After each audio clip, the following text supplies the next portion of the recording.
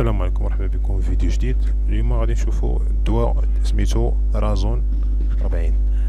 هذا الدواء الا كنتي شريتيه في الفارماسيان اولا بغيتي تعرف اش كيعالج، كيفاش خصك تستعملو، بقى معايا حتى الاخير ديال الفيديو باش تعرف ونشرح لك شنو هو هذا الدواء هذا وكيفاش الطريقه باش كيتستعمل.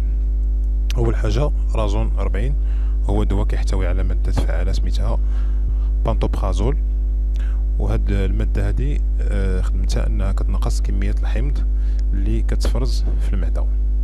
بمعنى اخر، الا كنتي كتعاني من الحريق ولا الحموضه ولا ارتجاع الحمض من المعده للمريء، كيرجع لك الحمض من المعده للمريء، فهاد الدواء هذا كيعاون بشكل كبير باش يخفف هاد الاعراض هذه.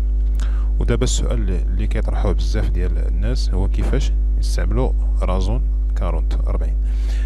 كيستعمل في علاج الحموضه وارجاع المريء، وكيعاون حتى في علاج حرقه المعده وقرحه الاثنى عشر، وكيستعمل كذلك لعلاج التهاب المريء اللي كيكون بسببه رجوع الحمض من المعده. وكاينين بعض الحالات اللي الطبيب كيكتب فيها هاد الدواء هذا مع المضادات الحيويه باش يعالج جرثومه المعده.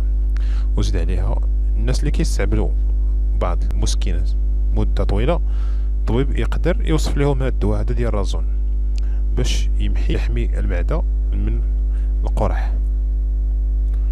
اما بالنسبه لطريقه الاستعمال، ففي اغلب الحالات الجرعه كتكون قرص واحد في اليوم، وكيستحسن يتخذ قبل الفطور بحوالي نصف ساعه حتى ساعه. ومن الافضل تبلعوا تشربوا في بكاس ديال الماء وما تمضغوش وما تهرسوش. حاول تاخذ هاد الحبه هذه تاخذها كامله. بطبيعه الحال الجرعه كتختلف من شخص لاخر، لذلك خاص ديما تتبع التعليمات ديال الطبيب ولا الفارماسيان، وما تزيدش ولا تنقص في الجرعه من راسك، يعني خصك تاخذ الاستشاره عن الطبيب. ودابا نجيو للسؤال المهم، واش رازون 40 عنده اثار جانبيه؟ بحال اي دواء فيقدر تكون عنده بعض الاثار الجانبيه، ولكن ماشي اي واحد غادي يحس بها. من اكثر الاثار الجانبيه اللي منتشره بزاف هي الصداع ديال الراس، الغثيان، النفخه، الم خفيف في المعده، والكرش، الاسهال، والكونستيباسيون، القبض.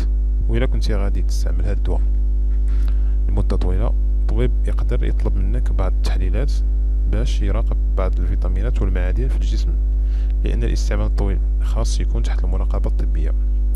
وخاص تعرف حتى حاجه مهمه، وهي ما خاصكش تستعمل رازون 40 من راسك لمده طويله بلا ما تستشر مع الطبيب ديالك، لان الحموضه متكرره يقدر تكون علامه مشكل اخر خصو يتشخص.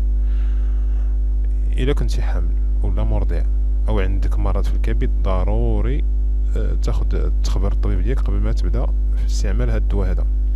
في الاخير بغيت ناكد على ان نقطه مهمه بالنسبه لهذا رازون 40، كيعاون على تخفيف الحمض ديال المعده، ولكن خاصك حتى تبدل بعض العادات اللي كيزيدوا الحموضه، بحال الماكله الميدمه ولا الماكله الحاره، ولا انك تمشي تنعس مباشره بعد الاكل. الى عجبك الفيديو واستفدتي منه، ما تنساش دير لايك واشترك في القناه وفعل الجرس باش يوصلك جديد ديالنا. شكرا على المتابعه، والسلام عليكم ورحمه الله وبركاته.